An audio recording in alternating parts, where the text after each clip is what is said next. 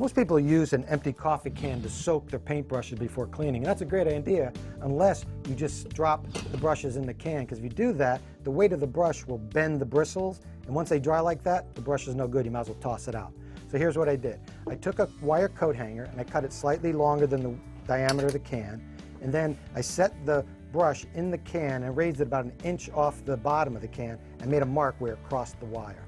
Then I drilled a hole through the handle, slightly larger than the diameter of the wire.